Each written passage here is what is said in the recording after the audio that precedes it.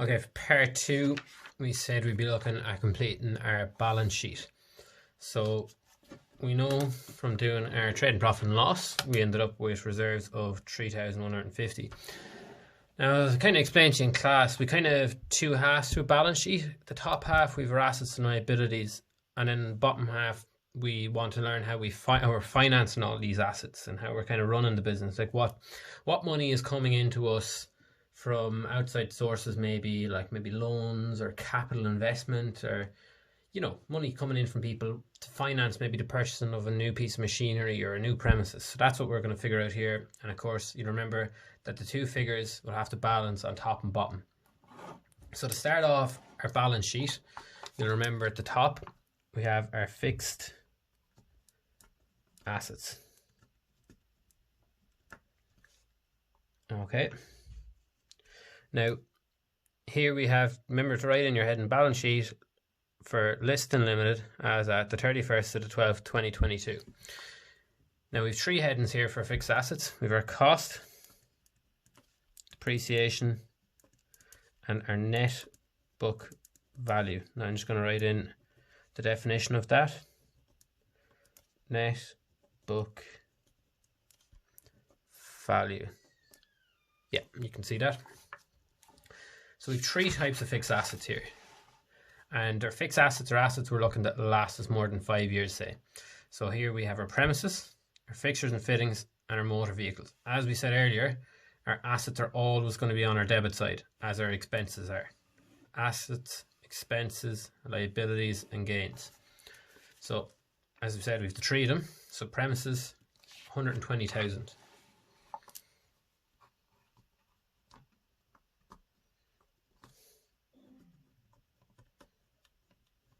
Does it have any depreciation? We weren't told about any, and we didn't see any in our trial balance, so no. So that can go straight in again, 120,000.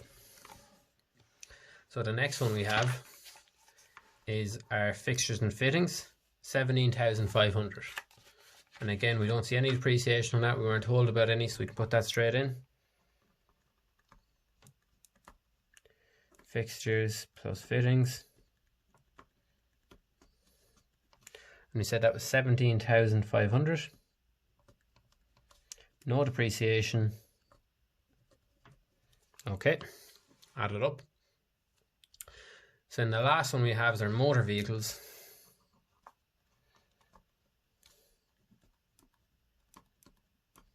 As we can see here, motor vehicles, 53,500.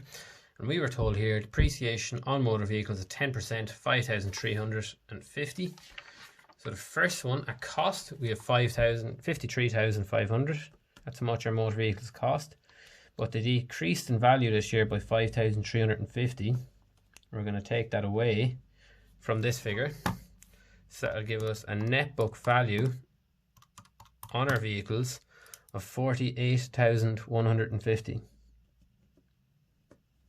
Now the next thing we need to do is we need to add all of these three figures going down and across to make sure they match like you do in your household budget.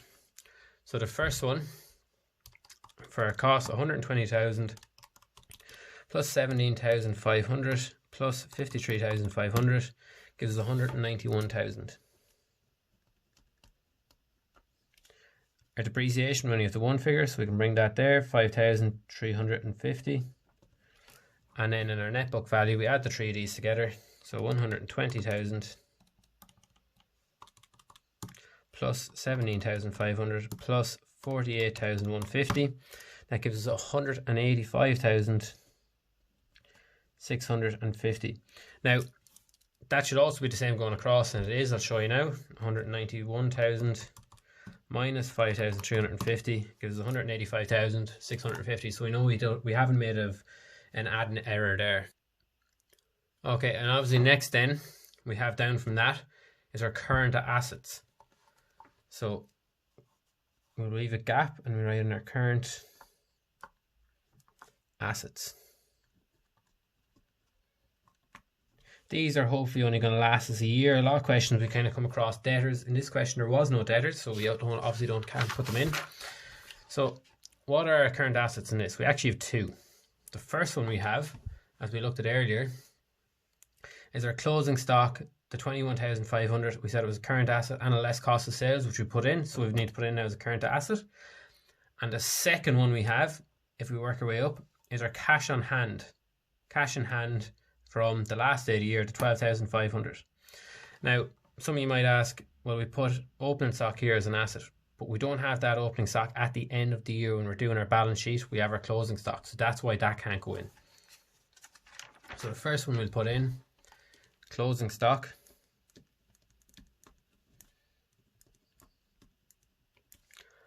is 21,500, and put this in the middle column. Don't get too worked up about the columns, it's all for neatness.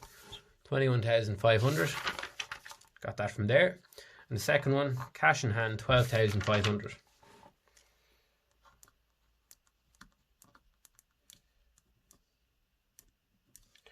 $12,500. That's the only two we have. We add the two of them together. 21,500 plus 12,500 gives us 34,000. Okay, to match that, now we also have our current liabilities.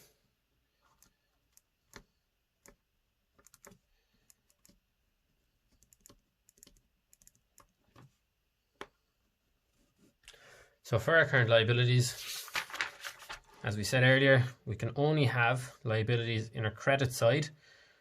The only current liability that we have that will only last less than a year, hopefully, is our bank overdraft to 16,500. This issued share capital is money that's financing the business. So people are investing their money in our shares. That money is coming into the business, then we can invest in new equipment, new machinery, develop on whatever we're doing as a business. So our bank overdraft is our only current liability.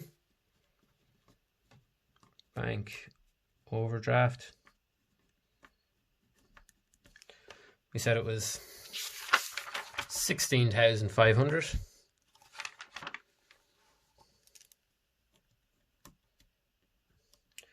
But that's the only one we have, so we can balance it off now.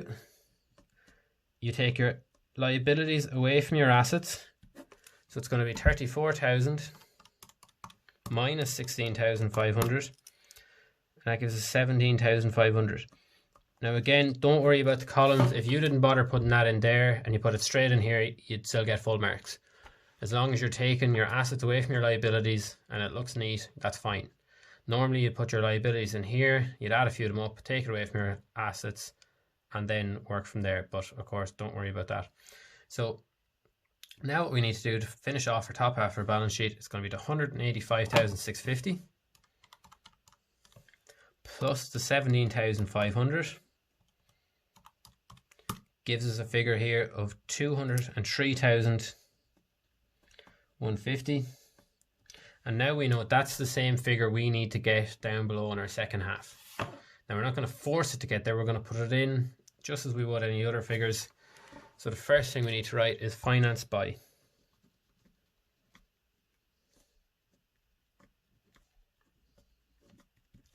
And we have two headings now when we move on down.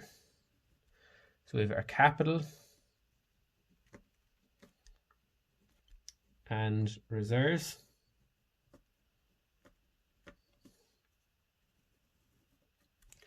Now we've authorized and issued.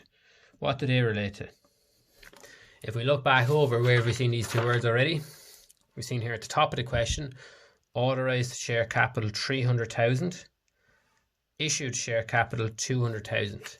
So as we discussed in video 1, we are authorized to sell 300,000 shares in this company. We've sold 200,000, so we've received 200,000 euro. So ordinary share capital 300,000. Now we don't actually receive 300,000, so we can put a double line underneath that. We don't need to use that again. And issued, we've received 200,000 euro. Now as part of our capital, or sorry, that's our capital as part of our reserves. If we look back over to our trading profit and loss, this is where this comes back into it.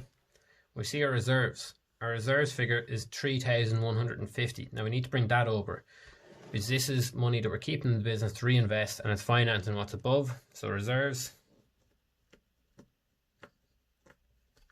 we finish with 3,150.